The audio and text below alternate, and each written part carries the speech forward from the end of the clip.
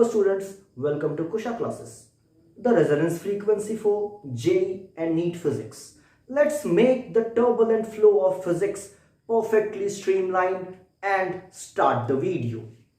So students, आज हम लोग जिस न्यूमेरिकल को इस वीडियो में एक्सप्लेन करने वाले हैं वो न्यूमेरिकल SHM के ऊपर में बेस्ड है। सिंपल हार्मोनिक मोशन का एक बहुत ही अच्छा प्यारा सा न्यूमेरिकल आपको दिख रहा होगा अपनी स्क्रीन पे।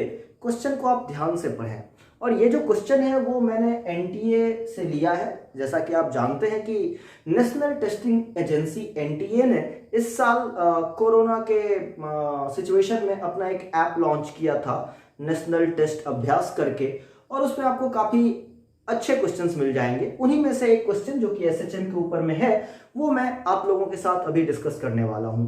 तो अगर आपने क्वेश्चन को पढ़ लिया है तो आप देख सकते हैं कि क्वेश्चन में जो आपको बताया हुआ है कि एक पार्टिकल है जो कि SHM कर रहा है, उसका x position at t equal to t0 पे A है, उसका x position at t equal to 2t0 पे B है, और उसका x position at t equal to 3t0 पे C है। ऐसे पार्टिकल का फ्रीक्वेंसी बताना है। तो सिंपल सा क्वेश्चन है, लेकिन ये एक नया क्वेश्चन है।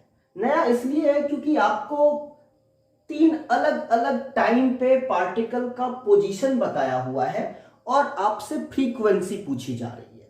सो इस क्वेश्चन को हम लोग कैसे स्टार्ट करेंगे, तो अगर आपको बेसिक्स पता है सिंपल हार्मोनिक मोशन का, तो आप जानते हैं कि अगर कोई भी पार्टिकल एक्स एक्सिस के ऊपर में सिंपल हार्मोनिक मोशन कर रहा है तो उसके लिए आप इक्वेशन कैसे लिख सकते हैं। So let me write that equation first. So I will say x is equal to a sin omega T.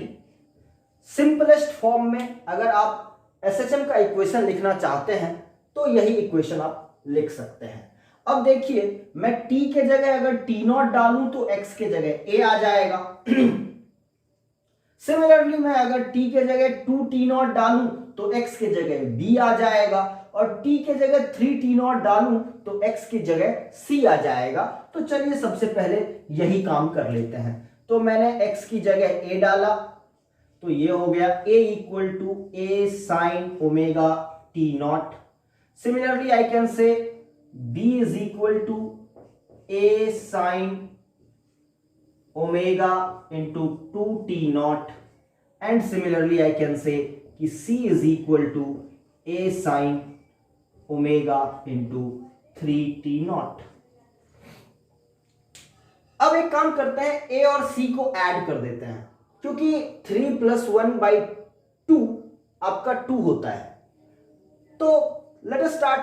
हम लोग क्या करते हैं कि a + c कैलकुलेट करते हैं। तो a + c कितना हो गया, a आपका कॉमन है और आपके पास आ गया sine omega t0 plus sine 3 omega t0। अब देखिए, ये sine c plus sine d का फॉर्मूला आया है। तो ट्रिग्नोमेट्री का फॉर्मूला आपको पता होगा sine c plus sine d का। अगर नहीं याद है तो मैं यहां पे आपके लिए लिख देता हूं कि sine c plus sine d is equal to twice of sine c plus d/2 into cos c minus d/2 होता है।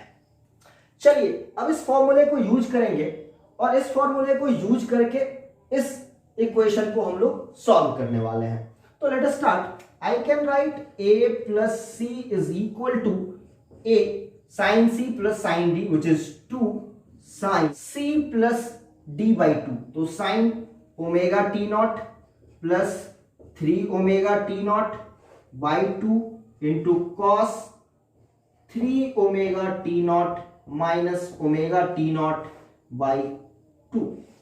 अब ध्यान दीजिएगा, इससे कोई फर्क नहीं पड़ता है कि आप 3 omega t0 minus omega t0 लिख रहे हैं या फिर omega t0 minus 3 omega t0 लिख रहे हैं, क्योंकि cos of minus theta is same as cos theta. अब आगे आइए, जैसा कि मैंने आपको पहले ही बताया था, इंट्यूशन क्या है कि 3 + 1/2 2 होता है। तो यहां पे देखिए 3 omega t0 plus omega t0 4 omega t not by 2 which is 2 omega t not, ये आपका। तो जैसा कि अब तक आपको समझ में आ चुका होगा कि यहां को हम लोग ऐसे लिख सकते हैं 2a sign 3 + 1 4 by 2 which is 2 omega t naught into cos 3 - 1 2 by 2 1 omega t naught, so cos omega t naught। अब देखिए अच्छी बात क्या है कि यहां पे a sin 2 omega t not को आप b के इक्वल लिख सकते हैं, और इतना जो हमने स्टेप्स लिया है कि a और c को ऐड करने का, उसके पीछे हमारा जो मकसद था वो यही था कि हमें रिजल्ट में आता 2 ओमेगा टी नॉट साइन के साथ और मैं उसको रिप्लेस करता b से।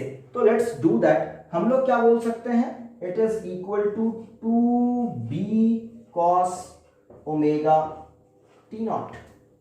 अपना ओमेगा टी नॉट जो होगा वो cos inverse a plus c by 2b के बराबर होगा, और यहां से हम लोग कह सकते हैं कि ओमेगा जो होगा वो 1 by t naught cos inverse a plus c by 2b के बराबर होगा।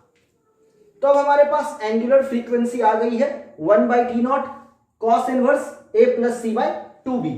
अब आप जानते तो हैं कि एंगुलर फ्रीक्वेंसी और फ्रीक्वेंसी का रिलेशन क्या है, तो हम लोग कह सकते हैं कि frequency is omega by 2 pi. तो आपका जो आंसर है वो यहां से आप लिख सकते हैं, ओमेगा का वैल्यू आपके पास है तो 1 by 2 pi t naught cos inverse a plus c by 2b। तो ये जो वैल्यू आ गई आपके पास वो आपके लिए फ्रीक्वेंसी की वैल्यू है। इस तरीके से आपने देखा कि आप एसएचएम के इक्वेशन को ट्रिगोनोमेट्रिकली किस तरीके से मैनिपुलेट कर सकते हैं और उससे आप फ्रीक्वेंसी तक कैसे पहुंच सकते हैं। तो होपफुली जो एसएचएम का इक्वेशन है, जो बेसिक आइडिया है फ्रीक्वेंसी का, उसको समझने में इस प्रॉब्लम से आपको काफी मदद मिली होगी। और अगर आप चाहते हैं कि ऐसे ही कॉन्सेप्ट बिल्डिंग में हेल्प करने वाले वीडियोज मैं आपके सामने लेकर के आता रहूं, तो please do subscribe my channel, like the video, share it, and if you have any doubts, please ask me in the comment section. Thank you for watching this video. See you in the next video. Till then, goodbye. Thank you.